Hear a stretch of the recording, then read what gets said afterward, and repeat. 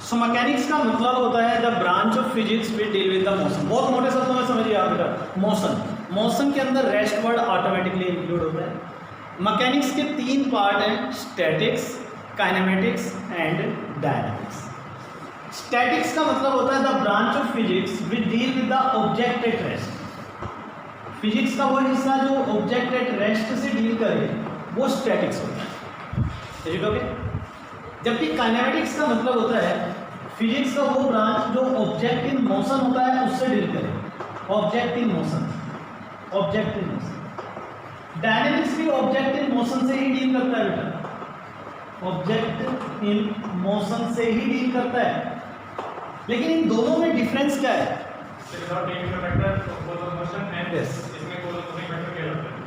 Kinematics के अंदर हम विदाउट पोज, वो बॉडी मोशन में क्यों आई है, विदाउट पोज हम बात करते हैं, जबकि डायनेमिक्स में हम विद पोज बात करते हैं। डायनेमिक्स के अंदर हम क्या करते हैं, विद पोज, कि वो बॉडी मोशन में क्यों आई है, उसका कोज। अगर मैं आपसे वन वर्ड आंसर पूछूं what is the cause of motion, तो आप मुझे आंसर बता सकते हो force. Force cause is the motion. तो ये बात बेटा ऑब्जेक्ट एट रेस्ट। तो ऑब्जेक्ट एट रेस्ट की डेफिनेशन क्या होगी बेटा? ऑब्जेक्ट एट रेस्ट जो ऑब्जेक्ट एट रेस्ट, ये बात आपको समझनी है, बहुत आराम से क्लियर पिक्चर आपको देखनी है।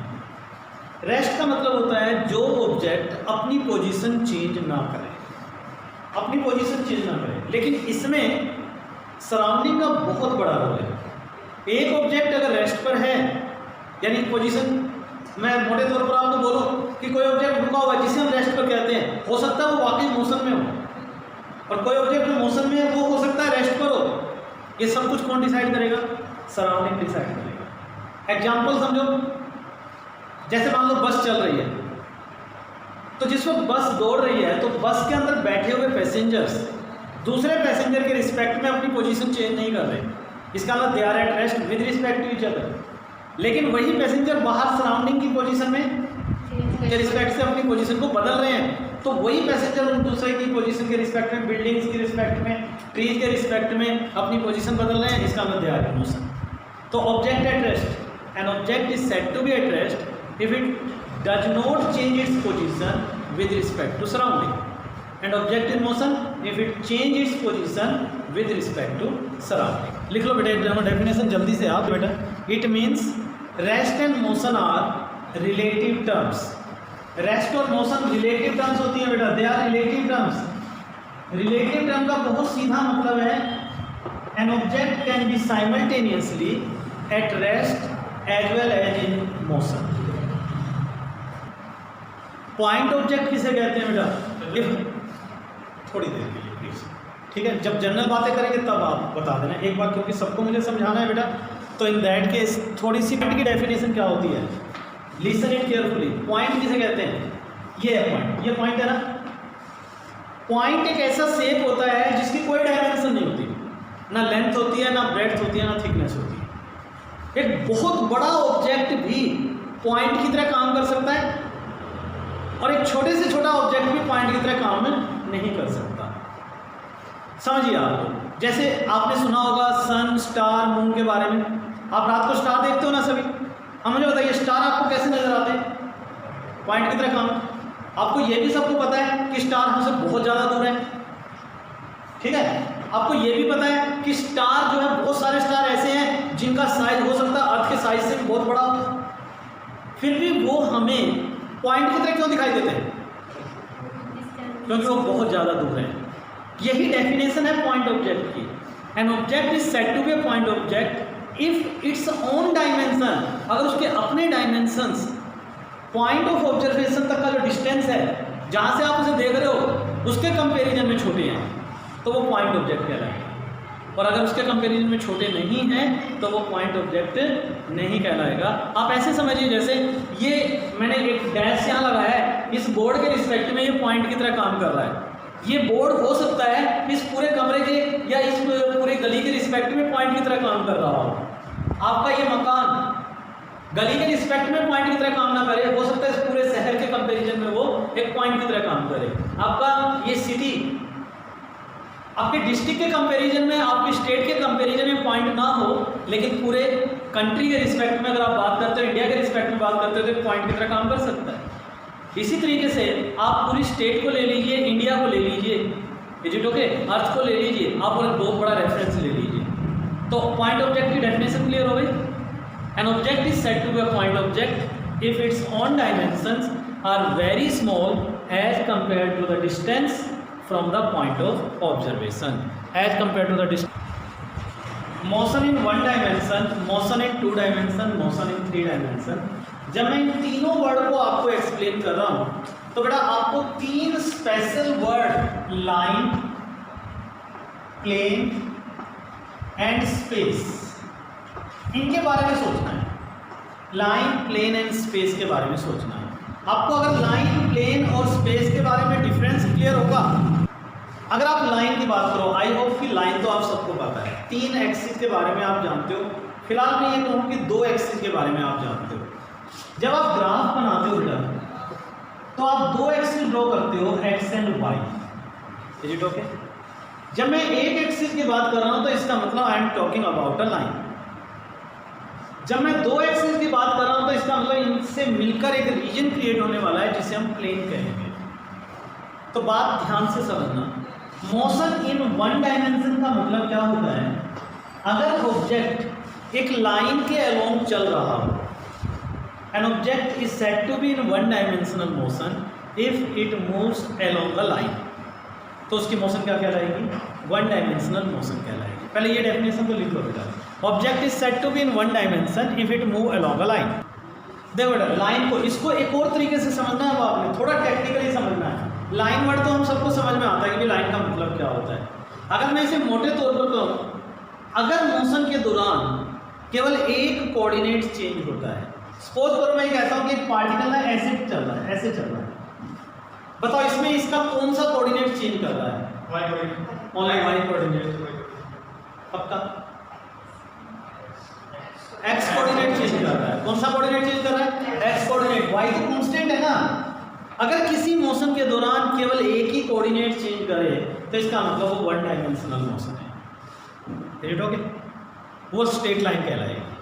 आप कहोगे सर स्ट्रेट लाइन तो ये भी है, लेकिन ये मोशन 1 डायमेंशन नहीं है, क्योंकि यहाँ कितने कोऑर्डिनेट चेंज हो रहे हैं, 2। अगर कहीं 2 कोऑर्डिनेट चेंज हो रहे हो तो वो 2 डायमेंशनल मोशन होगी। और जहाँ 2 कोऑर्डिनेट वेरी करते हैं तो वो जो रीजन बनता है ना बेटा, उसे प्लेन कहते हैं। तो 1 डायमेंशनल और 2 डायमेंशनल मोशन में समझ में आ रहा है डिफरेंस क्या हुआ। 1 dimensional motion, if N object is moving along A line, एक लाइन के अलोंग अगर कोई ऑब्जेक्ट मूव कर रहा है, मोशन होगी 1 डायमेंशनल। एक ऑब्जेक्ट अगर किसी प्लेन में मूव कर रहा है तो मोशन होगी 2 डायमेंशनल। लाइन का मतलब केवल एक कोऑर्डिनेट चेंज होगा, प्लेन का मतलब जहां 2 कोऑर्डिनेट चेंज होंगे, इज इट ओके। तो 2 डायमेंशनल मोशन की भी डेफिनेशन लिखो, an object is said to be in 2 dimensional motion if it move in a plane. देखो बेटा आप ग्राफ बनाते हो, राइट। जब आप ग्राफ बनाते हो तो आप 2 एक्सिस लेते हो, इसके बारे में आप सभी जानते हैं, एक एक्सिस एक्स और दूसरा एक्सिस वाई होता है, इसमें तो किसी को कोई डाउट नहीं। But from this year we will talk about a 3rd axis that is named as Z axis.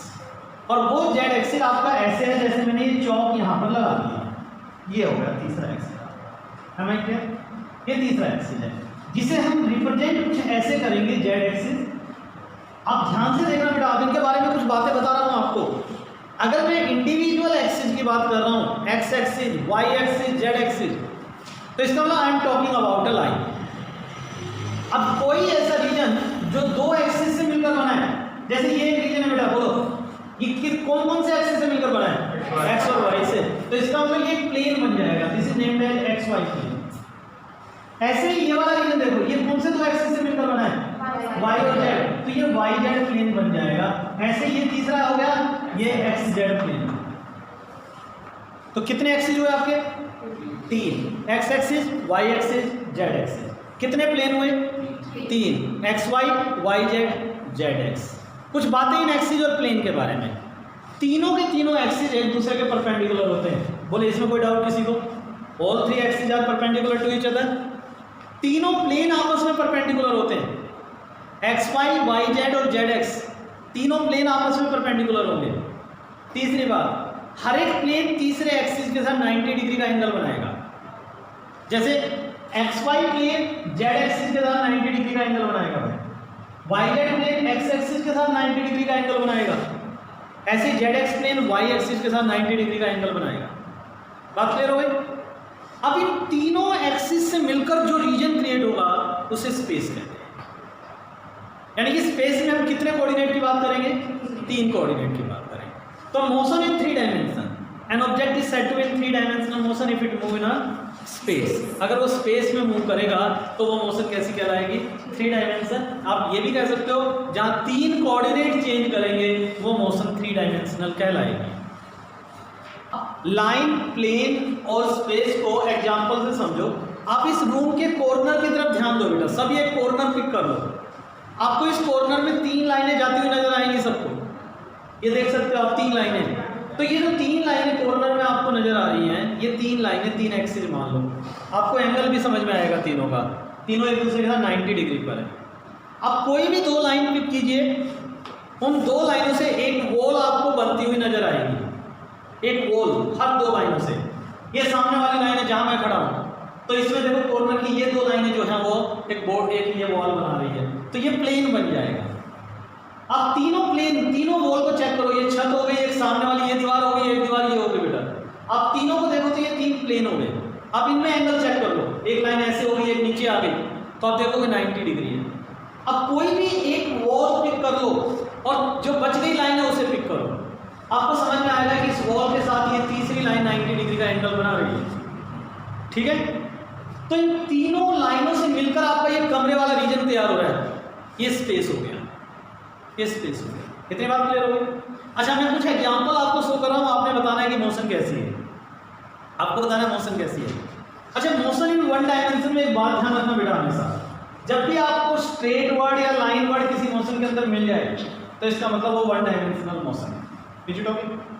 अच्छा, एक बात सोचो, मैंने आपके लिए लिखा ये बोर्ड है, इस बोर्ड को मैं XY प्लेन कह देता हूं। मैं इस बोर्ड को क्या कह देता हूं? मैं XY प्लेन। इस प्लेन के अंदर मैंने 2 एरो खींच दिए, एक एरो ऐसे खींच दिया, चलो 3 खींच दिए मैंने, ये 3 एरो। अगर मैं इस प्लेन के नॉर्मल Z एक्सिस ऐसे बनाता हूं तो ये Z एक्सिस इस एरो के साथ कितने डिग्री का एंगल बनाएगा, बता पाओगे मुझे आप?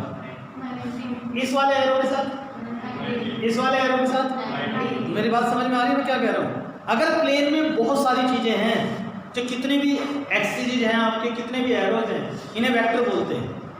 ओके, तो कितने भी एरोज हैं, वेक्टर हैं, वो हमेशा तीसरे एक्सिस के साथ 90 डिग्री पर होंगे। ये एरोज आपस में भले ही कितना भी एंगल बना रहे हैं, एम आई क्लियर? इन एरोज में आपस में भले ही कितना भी एंगल हो, लेकिन तीसरे एक्सिस के साथ ये सारे के सारे एरो हमेशा क्या होंगे? नॉर्मल रहेंगे, परपेंडिकुलर रहेंगे। Am I clear? मैंने आपको कहा motion of a train on a straight track, motion of a train 1 dimension. Straight word आ गया ना, स्ट्रेट वर्ड यानी कि 1 डायमेंशन हो गया। अगर मैं ये कहूँ मोशन ऑफ एन एंट, एक चींटी है भाई और वो एक रोड पे चल रही है, 2 डायमेंशनल। ठीक है, स्ट्रेट वर्ड नहीं है, लाइन वर्ड नहीं है। Motion of a kite 3 dimension हो गई, ठीक है, या 2 डायमेंशन हो गई, 3 डायमेंशन। अब यहाँ पे 2 केस बनते हैं, ये 2 डायमेंशन भी हो सकती है और ये 3 डायमेंशन भी हो सकती है। अगर आपका काइट कटा हुआ है, डोर आपके हाथ में नहीं है, तो वो 3 डायमेंशन है, और डोर आपके हाथ में है तो वो 2 dimension. Motion of the dust particle 3 dimension. Motion of a football kicked by person 3, it is 2 dimension. अब यहां एक बात समझिए, जब भी कोई मोशन, बहुत मोटे शब्दों में बताऊं आपको बेटा, जब भी कोई मोशन कंट्रोल्ड होती है तो उसका एक डायमेंशन हमेशा कम होता है। अगर मैं आपसे कहूं प्लैनेटरी मोशन, प्लैनेट स्पेस में घूमते हैं या प्लेन में घूमते हैं?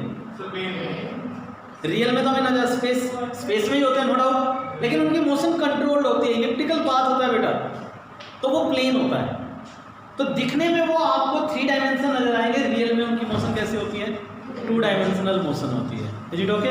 Motion of the football kick by person 2 dimension, क्योंकि किक किया तो वो एक पैराबोलिक पाथ को फॉलो करता है, इज इट ओके? ये पॉइंट नोट कर लीजिए बेटा, एक दो। देखो बेटा, आप लोग फिजिकल क्वांटिटीज के बारे में जानते हो, बहुत सारी फिजिकल क्वांटिटीज हैं हमारे पास। फोर्स है, वर्क है, एनर्जी है, मास है, लेंथ है, टाइम है, बहुत सारी क्वांटिटीज। ये सब quantities according to their nature, according to their directions, according to their dimensions अलग अलग कैटेगरी में डिवाइड की गई है। बेसिकली हम बात करें तो इन सब क्वांटिटीज को डायरेक्शन के पॉइंट ऑफ व्यू से दो तरीके से डिफाइन किया गया है, स्केलर एंड वेक्टर। देखो समझने वाली बात है, what are the scalar? Scalar क्या होते हैं और वेक्टर क्या होते हैं? स्केलर वो होते हैं जिनकी केवल वैल्यू होती है, और वेक्टर वो होते हैं जिनकी वैल्यू के साथ साथ डायरेक्शन भी होते हैं। स्केलर है मैग्नीट्यूड ओनली, इनके पास केवल मैग्नीट्यूड होता है, जबकि इनके पास क्या होता है? Magnitude plus direction. दोनों चीजें होती है वेक्टर्स के पास, मैग्नीट्यूड भी होती है और डायरेक्शन भी होती है। Is it okay? ये बात क्लियर हो गई? अब बात आपको यहाँ ये समझनी है बेटा, मैग्नीट्यूड केवल मैग्नीट्यूड है, यहाँ मैग्नीट्यूड और डायरेक्शन है। मैग्नीट्यूड का मतलब होता है वैल्यू, न्यूमेरिकल वैल्यू, और डायरेक्शन का मतलब किधर जा रहा है। मैं एक स्टेटमेंट बोल रहा हूँ, a car is moving with a speed of 10 kilometre per our.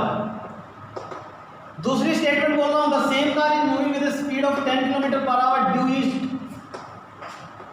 इन दोनों स्टेटमेंट में क्या डिफरेंस है? डायरेक्शन का, सिर्फ डायरेक्शन का। वैल्यू तो दोनों केस में सेम है, तो जिसके पास केवल वैल्यू है ये क्या कहलाएगी? स्केलर। और जिसका डायरेक्शन भी है वो, तो ये स्पीड होती है और ये वेलोसिटी होती है। Is it okay? तो जिसके पास वैल्यू है वो स्केलर, और जिसके पास वैल्यू के साथ साथ डायरेक्शन है वो वेक्टर हो जाएगा। एग्जाम्पल लिख सकते हो आप इसके, स्केलर के एग्जाम्पल अभी मैंने आपको बताया, स्पीड, और बहुत सारे एग्जाम्पल है बेटा। स्पीड हो गया, मास हो गया, डिस्टेंस हो गया, वर्क हो गया, पावर हो गई, ये सारे इसके एग्जाम्पल हैं। इधर आ जाओ, डिस्प्लेसमेंट हो गया, वेलोसिटी, फोर्स, मोमेंटम, ये सारे इसके example. All are the example of vectors. Is it okay? दूसरा पॉइंट,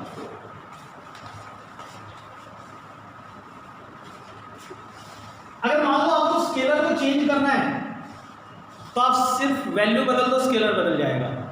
चेंज करने का मतलब मैं नेचर ऑफ द क्वांटिटी नहीं बदल रहा हूँ बेटा।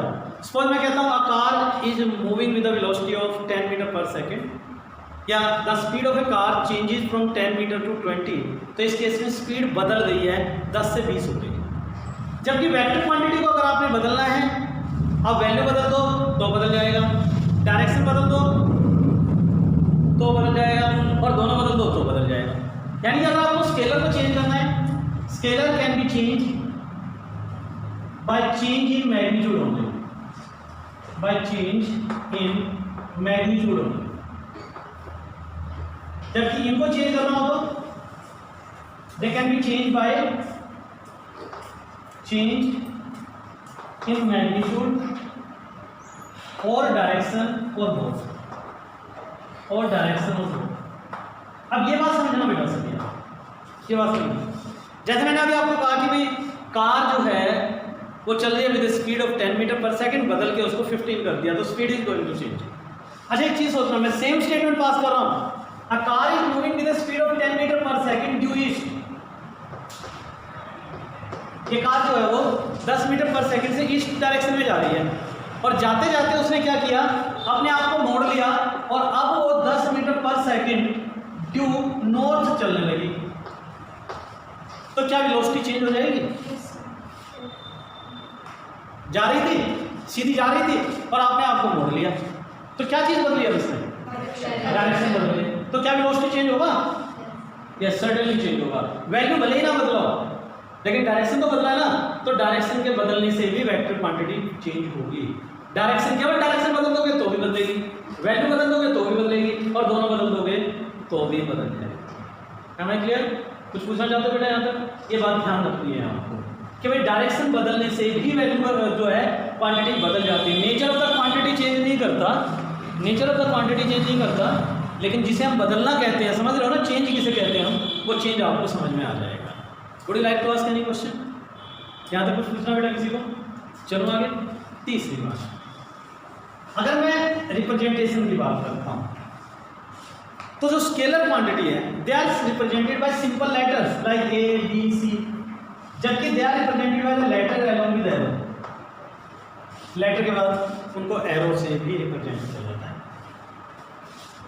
स्केलर क्वांटिटी का एडिशन, आप इनको ऐड करना चाहते हो तो they are added by simple algebraic method. Simple algebraic method, जबकि इनको ऐड करना हो तो they are added by geometrical method.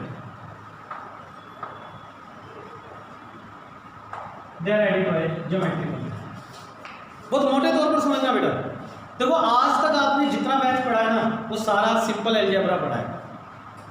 हालांकि ज्योमेट्री भी कहीं ना कहीं पढ़ी है हमने, लेकिन उसके बारे में बहुत कम। अगर मैं आपको कहता हूँ what is the value of 3 + 2, I think आप सभी इसका आंसर दे दोगे 5। लेकिन अगर यही क्वेश्चन मैं आपको बोलूं वेक्टर 3 + वेक्टर 2, तो what is the value of vector 3 + vector 2? Is it vector 5?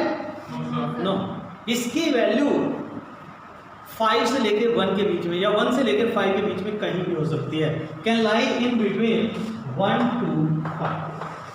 That is totally just because of direction. कैसे आएगा इसके बारे में बात करेंगे हम लोग। ये सिर्फ किसकी वजह से हो रहा है बेटा?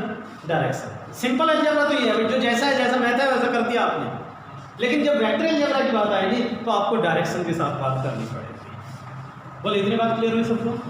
कुछ पूछना चाहते हैं तो यहाँ तक बताइए बेटा। वेक्टर एनालिसिस, इनको आप कैसे ऐड करते हो इसके बारे में तो मैं लेटर में आपसे बात करूँगा। 2 पॉइंट बहुत ऐसे इंपॉर्टेंट पॉइंट हैं जो आपको वेक्टर के बारे में जानने चाहिए। सबसे पहला पॉइंट है रिप्रेजेंटेशन ऑफ ए वेक्टर। एक वेक्टर को कैसे आप रिप्रेजेंट करते हो बेटा? तो एक वेक्टर को एक एरो से रिप्रेजेंट करते हैं। एरो के 2 पॉइंट होते हैं, एक ये वाला पॉइंट और एक ये वाला पॉइंट। इस पॉइंट को टेल बोलते हैं भाई, इस पॉइंट को क्या बोलते हैं आप? टेल, और इसको हेड बोलते हैं। ये स्टार्टिंग पॉइंट होगा वेक्टर का और ये एंडिंग पॉइंट होगा। जैसे मान लो मैंने इसे ओ ए लिख दिया, तो रियल में एक वेक्टर इस तरीके से रिप्रेजेंट किया जाता है ओ ए। ये अपने आप में कंप्लीट रिप्रेजेंटेशन है एक वेक्टर का। इसका मतलब है कि ये वेक्टर पहले वाले वर्ड से शुरू होकर दूसरे वाले वर्ड की तरफ जाएगा, यानी कि इसकी डायरेक्शन ओ से ए की तरफ रहेगी। दूसरी बात, इसका मैग्नीट्यूड लेंथ ओ ए के बराबर होगा। इसका मैग्नीट्यूड कितना होगा? लेंथ ओ ए, यानी कि यहाँ से यहाँ तक जितनी भी लेंथ होगी वो इसकी वैल्यू को इंडिकेट करेगा। M I clear? वेक्टर में 2 चीज़ें होती है ना बेटा, वैल्यू और डायरेक्शन। तो डायरेक्शन हो गई ओ से ए और वैल्यू हो गई length O A. Is it okay? Suppose करो मैं ये कहूँ कि इसकी डायरेक्शन मैंने बदल दी, ऐसे बदल दी, और ये पॉइंट ए और ये पॉइंट ओ हो गया, तो क्या मैं इस एरो को ऐसे डाल दूँ? तो आंसर है नहीं, ऐसे एरो नहीं डालेगा। आपको इसे ही बदलकर लिखना होगा A O vector. Okay, you can't change the arrow. Arrow हमेशा लेफ्ट टू राइट ही जाएगा। Am I clear? यहाँ तक पॉइंट सबको समझ में आ गया? इसी को हम देखो, जब मैं कभी लिखता हूँ ना पी वेक्टर, तो ये पी वेक्टर जब मैंने लिखा, ये कंप्लीट रिप्रेजेंटेशन नहीं है, ध्यान रखना। ये जस्ट वेक्टर को एक छोटी फॉर्म में लिखने का तरीका है। रियल रिप्रेजेंटेशन ये रहेगा। ओके, दूसरी बात, किसी भी पॉइंट पर एक वेक्टर की डायरेक्शन देखनी है तो आप कैसे देखोगे? एक लाइन नोट करो बेटा। The direction of A vector at any point, the direction of A vector at any point is the direction of tangent at that point, is the direction of tangent at that point. Direction of a vector at any point is given by, बेटा ऐसे लिखो, is given by। एक बार थोड़ा varying इसको थोड़ा सा ना दोबारा से चेक करो, मैंने क्या बोला है? The direction of a vector at any point is given by the tangent at that point, is given by the tangent at that point। ऐसे लिखो आप इसे, is given by the tangent at that। जैसे मान लो ये कोई line है, ये लाइन जा रही है, मुझे इस पॉइंट पर एक वेक्टर की डायरेक्शन देखनी है, तो इस पॉइंट पर आप एक टेंजेंट ड्रॉ कर दो। You know the tangent? Tangent एक ऐसी लाइन होती है जो उस पॉइंट को एक ही पॉइंट पर टच करता है। बहुत मोटे शब्दों में समझिए, टेक्निकल मैं कुछ नहीं बताता। तो जो इस पॉइंट पर इस टेंजेंट की डायरेक्शन होगी, वही डायरेक्शन होगी इस पॉइंट पर उस पर्टिकुलर वेक्टर की। जैसे मान लो मुझे यहाँ किसी वेक्टर की डायरेक्शन देखनी है, तो मैं यहाँ टेंजेंट ड्रॉ करता हूँ। जो इस टेंजेंट की डायरेक्शन होगी वही वेक्टर की डायरेक्शन, जो भी वेक्टर वहाँ काम कर रहा है। यहाँ पर देखना आपने, ये टेंजेंट की डायरेक्शन है, तो ये इस वेक्टर की डायरेक्शन है। जो लाइन मैंने आपको लिखवाई है, समझ में आ गई सबको? अब आप कुछ पूछना, टाइप्स ऑफ वेक्टर्स। देखो जब हम लोग वेक्टर की टाइप के बारे में बात कर रहे हैं ना, कुछ छोटे छोटे पॉइंट है जिन पर आपको ध्यान देना है। वैसे तो बहुत सारी टाइप्स है वेक्टर की, लेकिन मैं आपको कुछ ही वेक्टर के बारे में बताऊंगा। जब भी आप टाइप्स ऑफ वेक्टर का डिस्कशन करोगे तो आपने ध्यान देना है एंगल के बीच में, उन वेक्टर्स के बीच में एंगल क्या होता है। तो जो एंगल होता है वेक्टर्स के बीच का, वही टाइप्स ऑफ वेक्टर के हिसाब से काम भी होता है। पहला vector equal vector. So what is an equal vector? देखो जब नाम बता रहा है, वेक्टर के बाद दो चीजें होती हैं। इक्वल वेक्टर्स बोल के रहा है, वेक्टर के बाद दो चीजें होती हैं, एक मैग्नीट्यूड और दूसरा डायरेक्शन। अब आप किन्हीं वेक्टर्स को इक्वल बोल रहे हो, इक्वल बोल रहे हो, तो इसका मतलब उसके पास दोनों चीजें सेम होनी चाहिए। The two vectors are said to be equal if both magnitude as well as direction is same. दोनों वेक्टर का मैग्नीट्यूड और डायरेक्शन अगर सेम होगा तो दोनों वेक्टर्स इक्वल कहलाएंगे। The two vectors are said to be equal if both magnitude as well as direction is same. अब देखो इन दो वेक्टर्स के बीच में एंगल देखने का तरीका भी सीख लीजिए बेटा यहीं पर। जब आप दो वेक्टर्स के बीच में एंगल देखते हो ना, तो कैसे करना है आपने? ये टेल है, एक काम क्या करो, इन दोनों वेक्टर की टेल ना एक ही पॉइंट पर आपने ड्रॉ करनी है, रखनी है। ये मान लो आपका पहला वेक्टर है, ये वेक्टर ए है और ये वेक्टर बी है। आपने इसकी टेल यहाँ पर रखकर इसी की डायरेक्शन में वेक्टर ड्रॉ कर दिया, ये आपका पहला वेक्टर होगा।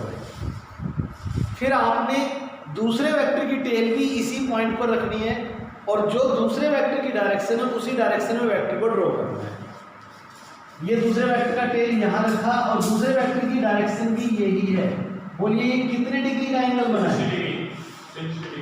It is 0 degree. It is 0 degree. Is it okay? तो दो इक्वल वेक्टर्स अगर हैं तो उनके बीच में एंगल कितना होगा बेटा? 0 degree. The angle between them is 0। Okay, ये हुआ इक्वल वेक्टर। अगर इक्वल है तो मैग्नीट्यूड और डायरेक्शन दोनों सेम होंगे। अगर पैरेलल वेक्टर्स हैं तो पैरेलल वेक्टर्स,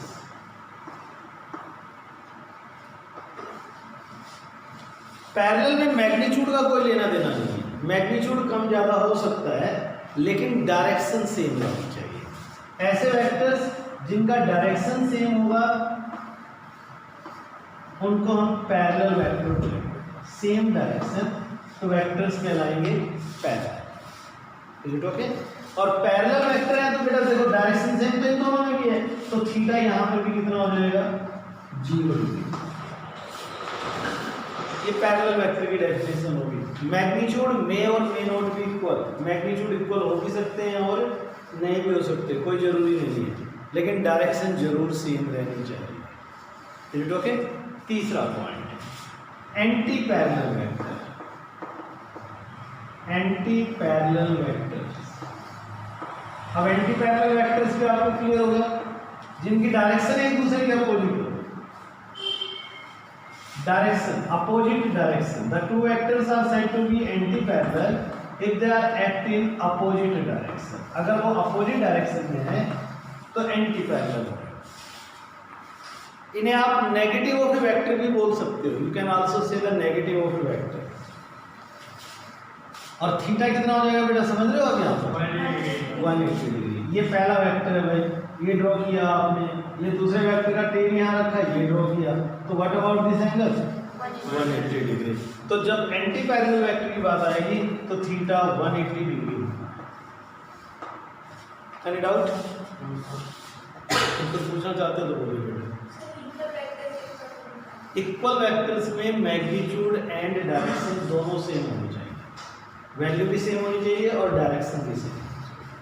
तो ऐसे वेक्टर्स को इक्वल करो। पहचान क्लियर होगी सबको? तो equal vector, parallel vector, anti parallel vector. Anti parallel vector को कभी कभी हम नेगेटिव ऑफ ए वेक्टर भी बोल देते हैं। नेगेटिव ऑफ ए वेक्टर, देखो जब मैं बोल रहा हूँ नेगेटिव ऑफ ए वेक्टर, एक बात ध्यान से सुनना बेटा, बहुत जगह पर आपको वेक्टर्स के बीच में ऐसे नेगेटिव साइन मिलेगा, a is equal to negative of b vector. अच्छा एक बात बताओ, क्या 2 इक्वल टू -2 हो सकता है? नहीं हो सकता। लेकिन जब वेक्टर में इस तरह की बात आती है तो इसका मतलब ये होता है कि वेक्टर a और वेक्टर b का मैग्नीट्यूड इक्वल है लेकिन डायरेक्शन अपोजिट है। जब भी वेक्टर साइन के बीच में नेगेटिव साइन आ जाएगा, वेक्टर्स में इस तरीके से नेगेटिव साइन आना शुरू हो जाएगा, तो इसका मतलब ये होता है कि वहाँ दोनों वेक्टर अपोजिट डायरेक्शन में वर्क कर रहे हैं, उनकी जो डायरेक्शन है एक दूसरे के अपोजिट है। Am I clear? यहाँ तक सबको clear? Now next, orthogonal vectors.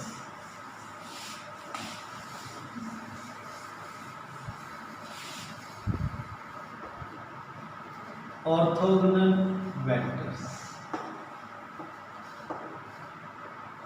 Orthogonal vectors ऐसे वेक्टर जो एक दूसरे के परपेंडिकुलर होते हैं। The vectors which are perpendicular to each other. Perpendicular vectors जो है वो ऑर्थोगोनल वेक्टर्स कहलाते हैं। तो थीटा कितना हो जाएगा? सीधी बात है बेटा, यहाँ पर तो 90 डिग्री हो जाएगा। Theta is said to be 90 degree. Another is collinear vector.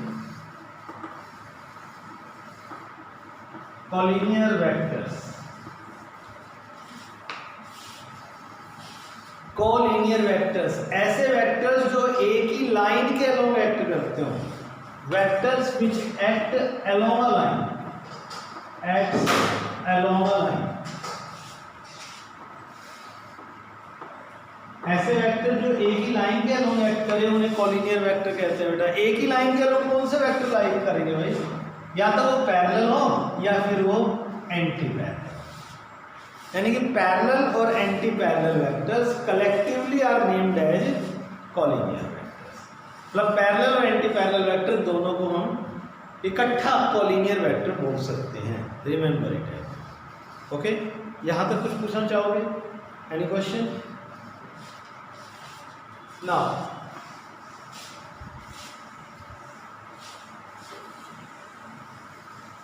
कुछ और वेक्टर्स के बारे में बात करते हैं। जैसे एक वेक्टर होता है आपका नल वेक्टर। नल वेक्टर या हम इसे जीरो वेक्टर भी कह सकते हैं। नल वेक्टर और जीरो वेक्टर, नाम ही बता रहा है। एक ऐसा वेक्टर जिसका मैग्नीट्यूड तो जीरो होता है, मैग्नीट्यूड जीरो, और बेटा डायरेक्शन।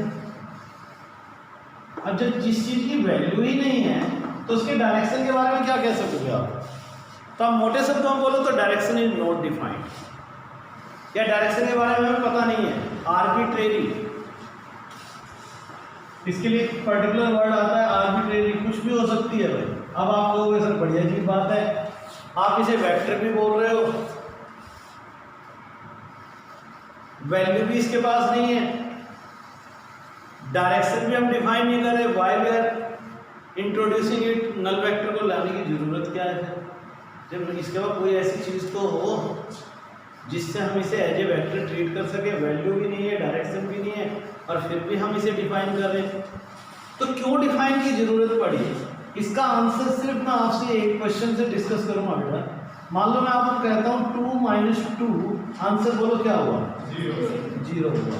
अगर मैं आपसे कहूँ 2 न्यूटन -2 न्यूटन तो आंसर बोलो इट इज जीरो, या फिर 0 न्यूटन तो answer it is 0 Newton, not zero.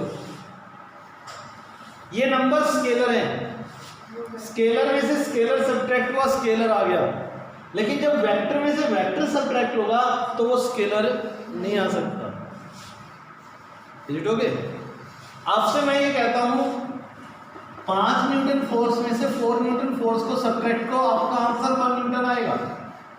Force में से फोर्स को सब्ट्रैक्ट किया, आपको फोर्स मिलेगा, जुटोगे। लेकिन बेटा अगर इक्वल फोर्स सब्ट्रैक्ट करोगे तो वो भी तो फोर्स ही होगा ना, भले ही वो 0 न्यूटन क्यों ना हो, जुटोगे, भले वो वैल्यू ना एग्जिस्ट करे। तो ऐसी प्रॉब्लम को दूर करने के लिए कि भाई जब आप इक्वल वेक्टर्स को सब्ट्रैक्ट करते हो तो आंसर 0 आता है, और अगर आंसर 0 आएगा तो आप लोग ये कह सकते हो सर कि ये तो वेक्टर था, सब्ट्रैक्ट होने के बाद स्केलर आ गया। तो इस प्रॉब्लम से दूर होने के लिए हमने क्या किया, 0 को एज ए वेक्टर ट्रीट करना शुरू किया और नल वेक्टर को इंट्रोड्यूस किया। ऐसी बहुत सारी सिचुएशंस होंगी जहां आपको वेक्टर क्वांटिटी मिलेगी लेकिन वैल्यू 0 हो जाएगी। जैसे कोई बॉडी यूनिफॉर्म मोशन में है तो उसका एक्सेलरेशन 0 होता है, और एक्सेलरेशन एक वेक्टर क्वांटिटी है। यूनिफॉर्म मोशन के अंदर एक्सेलरेशन क्या हो जाता है, 0 हो जाता है। अब 0 वेक्टर को इंट्रोड्यूस करना हो मुझे तो कहीं ना कहीं दिखाना पड़ेगा ना कि एक्सेलरेशन 0 है, तो उसे मैं वेक्टर से ही तो रिप्रेजेंट करूँगा, एक स्केलर नंबर से रिप्रेजेंट नहीं कर सकता। डायरेक्शन नहीं है, एक्सेलरेशन की होगी अगर वो एग्जिस्ट करेगा।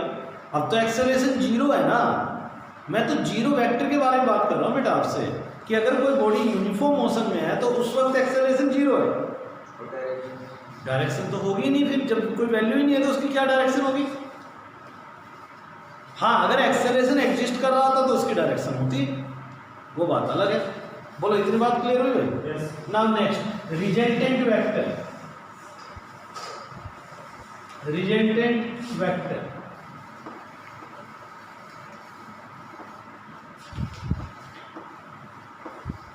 So what is the resultant vector? देखो, रिजल्ट वर्ड का मतलब तो आप सभी जानते हो ना। रिजल्ट का मीनिंग क्या होता है, कोई चीज मिलकर एक कंबाइन सा इफेक्ट प्रोड्यूस करे, उसे रिजल्टेंट कहते हैं। रिजल्ट हो गए, यही बात डेफिनेशन में भी है। रिजल्टेंट वेक्टर, जब 2 या 2 से ज़्यादा वेक्टर्स आपस में मिलना शुरू हो जाते हैं तो मिलकर जो एक कंबाइंड इफेक्ट प्रोड्यूस करते हैं, उस कंबाइंड इफेक्ट को रिजल्टेंट वेक्टर बोलते हैं। यानी कि रिजल्टेंट वेक्टर एक ऐसा वेक्टर है, वो वही इफेक्ट पैदा करता है जो 2 या 2 से ज़्यादा वेक्टर मिलकर प्रोड्यूस करते हैं। ठीक है, ये डेफिनेशन लिख लीजिए। A resultant vector is a vector. Now next is position vector. What is a position vector? देखो, आमतौर पर जब आप पोजीशन वेक्टर को डिफाइन कर रहे हो तो इसका मकसद क्या होता है, पोजीशन वेक्टर का मतलब क्या है, क्यों हम इसे डिफाइन कर रहे हैं? तो किसी भी पार्टिकल की लोकेशन को डिफाइन करने के लिए कि कोई पार्टिकल आपका ओरिजिन से कितनी दूर है, हम पोजीशन वेक्टर को ड्रॉ करते हैं। Position vector is a vector drawn from origin to final point. जैसे मान लो ये ओरिजिन है, ये ओरिजिन है। ओरिजिन का मतलब जानते हो ना सभी? ओरिजिन का मतलब होता है जहाँ से कोई वेक्टर शुरू होता है, ओके। और मान लो आपके पार्टिकल की लोकेशन यहाँ पर है, तो ओरिजिन से इस पॉइंट तक जो वेक्टर ड्रॉ किया गया, इसको पोजीशन वेक्टर कहते हैं। Is it okay? A vector drawn from origin to final point is called position vector. R vector से रिप्रेजेंट करते हैं बेटा, it is represented by vector. ऐसे एक वेक्टर होता है displacement vector. Displacement vector, displacement vector, displacement vector और position vector में फर्क क्या है? देखो, वैसे तो डिस्प्लेसमेंट वेक्टर भी एक पॉइंट से दूसरे पॉइंट की तरफ ड्रॉ होगा, लेकिन इसमें कोई जरूरी नहीं है आपका पहला पॉइंट ओरिजिन। इसकी डेफिनेशन में और इसकी डेफिनेशन में इतना ही फर्क है। पोजीशन वेक्टर में आप ये कहते थे कि वेक्टर ड्रॉन फ्रॉम ओरिजिन, जबकि डिस्प्लेसमेंट वेक्टर में हम ये कहेंगे a vector drawn from one point to another point. इसमें पहला पॉइंट ओरिजिन हो भी सकता है और नहीं भी हो सकता। Is it okay? A vector drawn from one point to another point. Displacement vector को डेल्टा आर वेक्टर से रिप्रेजेंट करते हैं। जैसे मान लो ये सिचुएशन है, आपने एक वेक्टर ड्रॉ कर दिया ऐसे, ये इसका स्टार्टिंग पॉइंट हो गया और ये इसका एंडिंग पॉइंट हो गया। तो आप इसे डेल्टा आर वेक्टर ऐसे लिख लेते हैं, डेल्टा आर वेक्टर। लेकिन आप ध्यान से देखो तो इन दोनों पॉइंट की तो अपनी अपनी पोजीशन है ना। इसका अपना एक पोजीशन वेक्टर हो सकता है, let it will be r1 vector. इसका अपना एक पोजीशन वेक्टर हो सकता है, let it will be r2 vector. तो जो डिस्प्लेसमेंट वेक्टर होता है डेल्टा आर वेक्टर, इसको हम r2 vector minus r1 vector कहते हैं, r2 vector minus r1 vector. यानी कि फाइनल पोजीशन में से इनिशियल पोजीशन को सब्ट्रैक्ट कर दो तो आपको ये पता लग जाएगा कि आपका वेक्टर कितना डिस्प्लेस हुआ है। बहुत आसान सी बात है बेटा, कोई ऐसी टफ वाली बात नहीं है। आप इसे ऐसे समझो, जैसे मान लो आप गन्नौर से चले और पहुंच गए आप दिल्ली, और पानीपत आपका ओरिजिन है, जुटोगे? तो पानीपत से गन्नौर कितनी दूर है और पानीपत से दिल्ली कितनी दूर है? अगर मुझे दोनों का डिस्टेंस मालूम हो, मान लो पानीपत से दिल्ली आपका 80 किलोमीटर है और पानीपत से गन्नौर आपका जो है वो 40 किलोमीटर है, जुटोगे? तो what is the distance between this Gannaur and Delhi? It is 40 metre. तो ये पहली पोजीशन, ये दूसरी पोजीशन, दोनों को सब्ट्रैक्ट कर दिया तो आपका delta. This is how you can define the displacement. बात क्लियर हुई? फर्क क्या है? देखो, अगर मैं यहाँ की बजाय यहाँ से चला होता तो मेरी इनिशियल पोजीशन ओरिजिन हो जाती, तब ये सिंपल एक पोजीशन वेक्टर की तरह ट्रीट किया जा सकता है। Am I clear?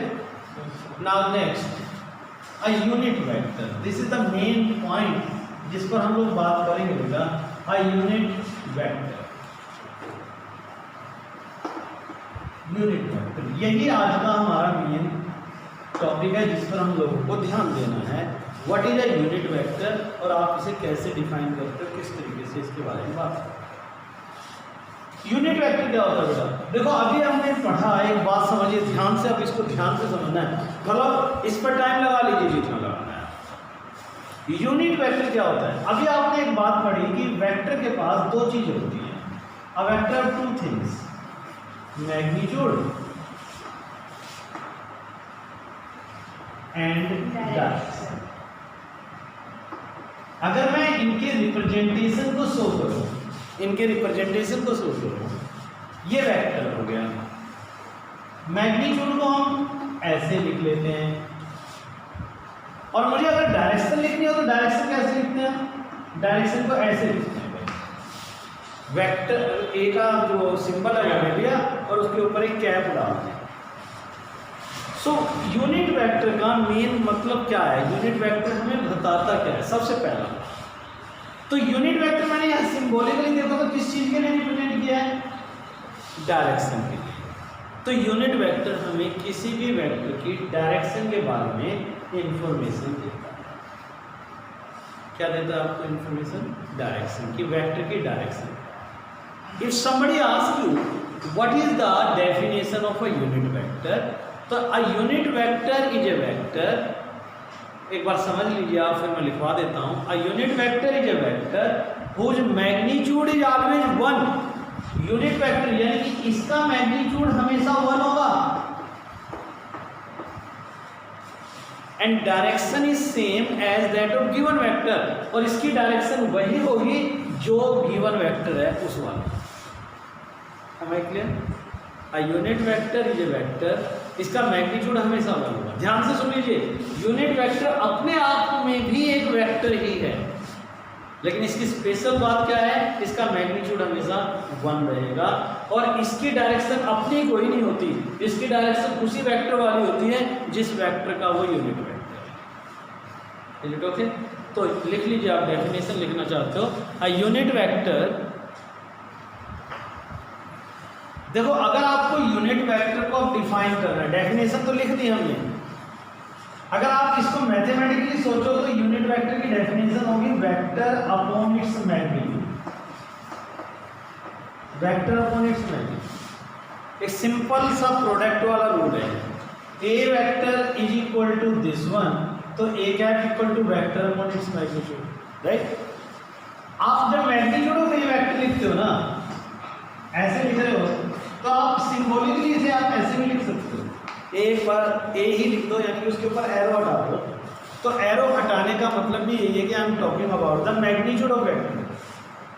हम मोड साइन डाल दो, दोनों डंडे लगा दो, ऊपर वेक्टर का एरो डाल दो तो भी मैग्नीट्यूड को इंडिकेट करेगा, और खाली विदाउट एरो इस सिंबल को लिख दो तो भी ये वेक्टर को ही रिप्रेजेंट करेगा, ये ध्यान रखना। लेकिन ए कैप का मैग्नीट्यूड कभी भी आप ऐसे नहीं लिख पाओगे, ए कैप के मैग्नीट्यूड के लिए तो आपको ऐसे ही लिखना पड़ेगा। अगर मान लो आपने ए कैप को ऐसे लिख दिया तो what is the difference between now A vector and A cap, तब ये डिफरेंस आपको महसूस नहीं। एक और खास बात आप यूनिट वेक्टर के बारे में जानो। देखो यूनिट वेक्टर के बारे में 2-3 पॉइंट आप सोच सकते हो। पहला पॉइंट क्या है, ये अपने आप में वेक्टर है, itself is a vector. Number 2, इसका कोई यूनिट नहीं होता, it is a unitless and dimension. जब यूनिट नहीं है तो डायमेंशन भी नहीं होगा। क्यों नहीं होगा, समझ में आ रहा है ना? देखो फोर्स को फोर्स से डिवाइड करो तो नंबर मिलेगा। 10 न्यूटन फोर्स को 2 न्यूटन फोर्स से डिवाइड करो तो क्या मिलेगा? 5। Is it 5 newton? No, it is just 5। जब आप सेम नंबर को डिवाइड करते हो तो उनके यूनिट आपस में कैंसिल आउट कर देते हैं। रिमेंबर, वो हमेशा डायमेंशन लेस होगी। ओके, तो यहाँ भी देखो ना, आपने वेक्टर ए को ए के मैग्नीट्यूड से ही तो डिवाइड किया है। वेक्टर ए अगर फोर्स है तो ए का मैग्नीट्यूड भी तो फोर्स ही होगा ना। जब आप फोर्स को फोर्स से डिवाइड करोगे तो आपको कोई यूनिट नहीं मिलेगा। इसका मतलब यूनिट वेक्टर हमेशा यूनिटलेस और डायमेंशनलेस होता है। तो 3 वेक्टर हैं जिन्हें स्टैंडर्ड यूनिट वेक्टर माना गया है, आई कैप, जे कैप एंड के। They are called unit vector along x-axis, along y-axis, and along z-axis. I cap unit vector along x-axis. It is a unit vector along y-axis, and it is a unit vector along z-axis. अब इसको ध्यान से समझना आपको, आप सारा खेल एक ही चीज होगा भाई, आई कैप, जे कैप और के कैप। अच्छा मुझे एक बात बताओ, आई कैप का मतलब क्या होगा, जे कैप का मतलब क्या होगा, के कैप का मतलब क्या होगा? इसे ध्यान से आप पहले सीख लो, फिर मैं वो बात पूछता हूँ। जैसे मान लो मैंने लिखा A vector equal to 2i cap, A vector equal to 2i cap. इसका मतलब क्या हुआ? इसका मतलब हुआ कि ये जो वेक्टर है ना ए, इसका मैग्नीट्यूड तो है 2 और डायरेक्शन है एक्स एक्सिस। डायरेक्शन कौन सी हुई? आई कैप क्या इंडिकेट करेगा? डायरेक्शन। आई कैप क्या इंडिकेट करेगा? डायरेक्शन को। इसका मतलब ये एक ऐसा वेक्टर है जिसका मैग्नीट्यूड तो है 2 और डायरेक्शन है एक्स एक्सिस। अगर मान लो मैंने लिखा कोई वेक्टर बी है and is equal to 5j cap, तो 5 magnitude Y axis will be the direction. Magnitude कितना हुआ इसका? 5 और डायरेक्शन हो गई वाई एक्सिस। अगर मान लो मैंने आपको कहा मेरे पास एक वेक्टर है सी और वैल्यू है -5j कैप, तो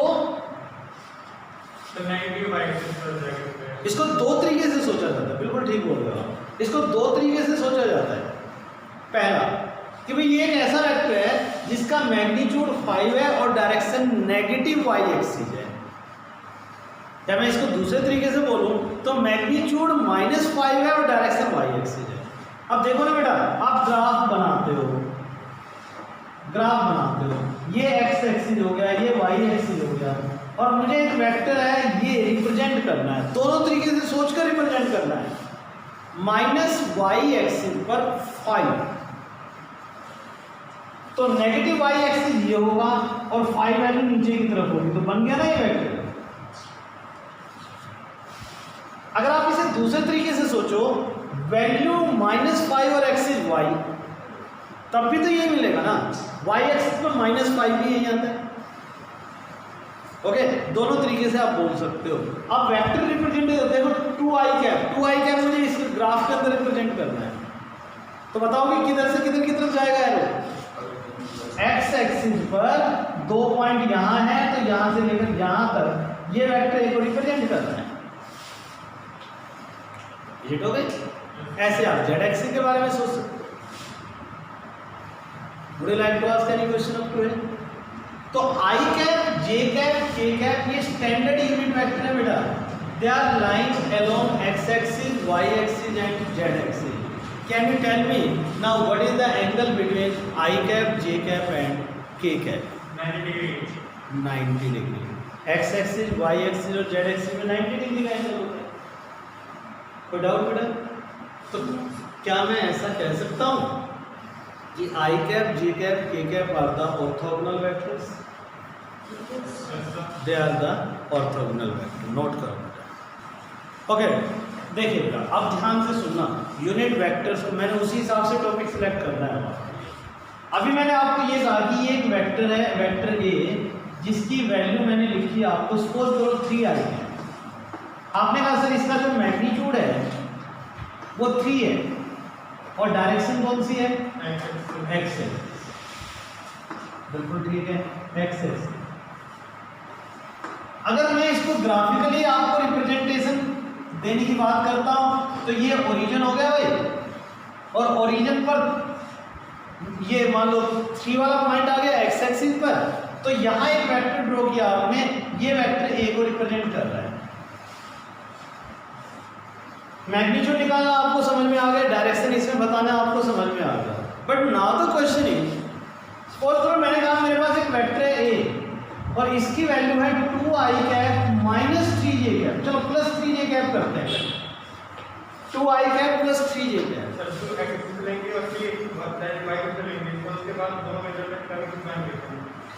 इसका मतलब क्या है आप इसको समझिए बेटा, थोड़ा सा ध्यान से समझिए। आप चाहो तो इसे ऐसे समझो जैसे आपको 9th 10th क्लास के अंदर एक ग्राफ दिया गया और ग्राफ के आपको कोऑर्डिनेट्स दे दिए गए, और कोऑर्डिनेट है 2 और 3। कोऑर्डिनेट क्या है? 2 और 3। और मैं आपको कहूँ इस ग्राफ पर इन कोऑर्डिनेट को रिप्रेजेंट करो, तो आप क्या करोगे? एक्स एक्सिस पर 2 लोगे, वाई एक्सिस पर 3 लोगे, इन दोनों का जो कंबाइंड इंटरसेक्शन पॉइंट मिलेगा वो यहाँ आएगा और ओरिजिन से ये वेक्टर ड्रॉ कर दोगे, तो ये आपका वेक्टर ए होगा।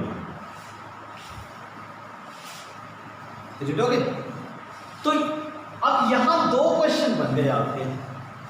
पहला क्वेश्चन, इस वेक्टर का मैग्नीट्यूड कितना है, और दूसरा क्वेश्चन, इसकी डायरेक्शन कौन सी है। ठीक है, रिप्रेजेंटेशन तो आपको समझ में आ गया, लेकिन अब बात मैग्नीट्यूड की और डायरेक्शन की है। अब ध्यान से देखना, आपको आता है सब कुछ। ये है मेरा वेक्टर और मुझे इसकी मैग्नीट्यूड निकालनी है, तो कैसे निकालोगे आप इसे? ये राइट एंगल ट्रायंगल बन गया, पाइथागोरस से लगा दोगे आप, तो 2 square plus 3 square whole under root आपका आंसर आ जाएगा। मेरा कहने का मतलब ये हुआ कि अगर मुझे इस वेक्टर का मैग्नीट्यूड निकालना पड़े, तो आएगा under root of 2 square plus 3 यानी कि अंडर रूट 13 यूनिट। ये आपका आंसर होगा। बात क्लियर है? यानी कि जब आपको 2 आई कैप जे कैप इकट्ठे दे रखे हैं, तो उस वक्त आपको उसका मैग्नीट्यूड निकालना हो, तो आई के साथ जो वैल्यू है उसका स्क्वायर प्लस जे के साथ जो वैल्यू है उसका स्क्वायर होल अंडर रूट कर दीजिए, आपको आपका आंसर मिल जाएगा। मतलब अब ये हुआ, आप इस पर भी यही अप्लाई कर सकते हो, कोई दिक्कत ही नहीं है।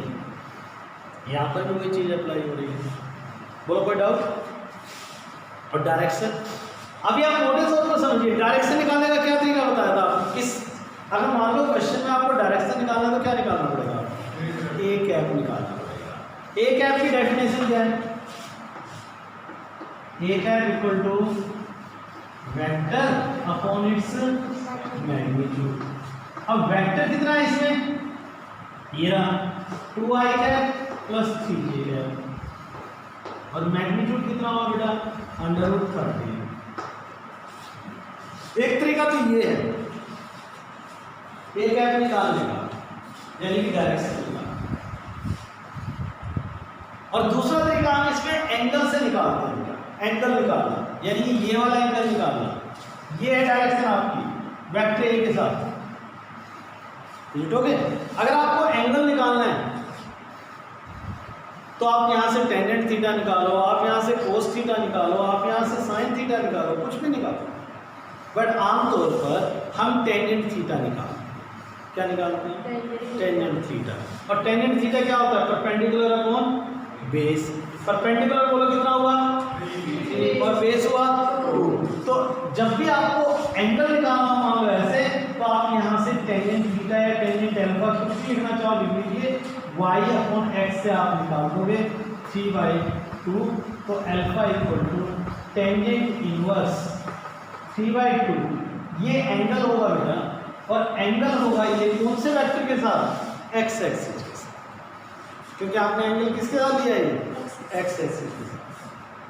फिलहाल इस बात को मैं होल्ड पर रख रहा हूँ, ये चीज़ मैं आपको लेटर ऑन बाद में भी डिस्कस करूँगा। अभी आप सिंपल वे से समझिए कि जब भी आपको एक वेक्टर दे रखा हो और वेक्टर से उसका मैग्नीट्यूड और डायरेक्शन दोनों निकालने के लिए कहा जाए, तो अभी इस लेवल पर आप मैग्नीट्यूड ऐसे निकालोगे और डायरेक्शन ऐसे निकालोगे। Is it okay? Would you like to ask any question? जब भी आपको डायरेक्शन निकालना है, मैं एक बार, if vector A equal to I cap plus J cap find its magnitude and direction. इसका मैग्नीट्यूड और डायरेक्शन निकालें। रिपीट कर रहा हूँ, मैग्नीट्यूड और डायरेक्शन निकालने का तरीका एक बार दोबारा देख लें। आप इनके साथ में कोऑर्डिनेट देख लिया करो। इसका कोऑर्डिनेट कितना है? आई कैप के साथ वैल्यू कितनी है? 1। जे कैप के साथ 1।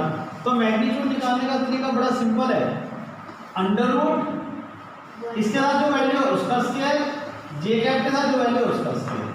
तो ये आंसर आ गया under root. Is it okay? Direction निकालने के दो तरीके मैंने आपको बताए।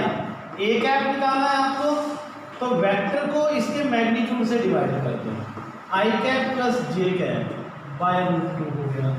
या दूसरा तरीका क्या निकालोगे आप? Tangent alpha. अब इसके से देखो, tangent alpha y by X के हिसाब से निकालो भाई। इसमें y की वैल्यू कितनी है? 1, x की भी 1 है, तो ये 1 आ गया। तो अल्फा 45 डिग्री आ गया विद x एक्सिस। आप ऐसे भी कर सकते हो। जब दो वेक्टर आपको दे रखे हो, आई कैप जे कैप की टर्म में रिलेट है, तो आप इस तरीके से आराम से कैलकुलेशन कर सकते। अच्छा, एक क्वेश्चन यहाँ पर और पूछा जा सकता है, क्या ये vector A equal to I cap plus J cap unit vector है? Is it a unit vector? Vector A नहीं है। क्यों? क्योंकि इसका मैग्नीट्यूड √2 है। यूनिट वेक्टर की खास बात है भाई, उसका मैग्नीट्यूड हमेशा क्या होता है? 1 होता है। अगर आपको कभी ये क्वेश्चन आ जाए कि is it a unit vector और नॉट, तो जो भी वेक्टर आपको दे रखा हो उसका मैग्नीट्यूड निकालो और चेक करो कि क्या वो 1 आ रहा है। इफ यस तो यूनिट वेक्टर है, इफ नो तो वो यूनिट वेक्टर नहीं है। अब मान तीनों कंपोनेंट आपको दिए होते हैं, ए बी सी तीनों, X Y Z. Vector A की वैल्यू दे दी आपको पहले, किसी ने 2i cap minus J cap plus 5k cap. अब आपको इसका मैग्नीट्यूड निकालना है, तो जैसे आपने 2 के लिए कैलकुलेशन किया वैसे 3 के लिए भी होगी। तो ए वेक्टर का जो मैग्नीट्यूड है वो आएगा अंडर रूट हो, इसके साथ वैल्यू कितनी है 2 प्लस इसके साथ माइनस इसके साथ 5। सो गॉट द आंसर 4 + 1 5 और 25 अंडर रूट 30। और ए कैप निकालना हो तो 2i cap minus J cap plus 5k cap upon under root 30। इस तरीके से आप ए कैप भी निकाल सकते हो, कर लीजिए notice. If vector A equal to 0.2i cap plus n j cap minus 0.4k cap, find n if vector A is a unit vector.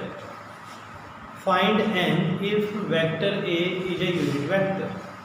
Hint आपको दे रहा हूं, आपने करना क्या है, आपको वेक्टर ए यूनिट वेक्टर दे रखा है, आप इसका मैग्नीट्यूड निकालोगे जैसे ये निकाला है और इसको इक्वल टू 1 कर दो, ओके, उससे आपको n की वैल्यू मिल जाएगी।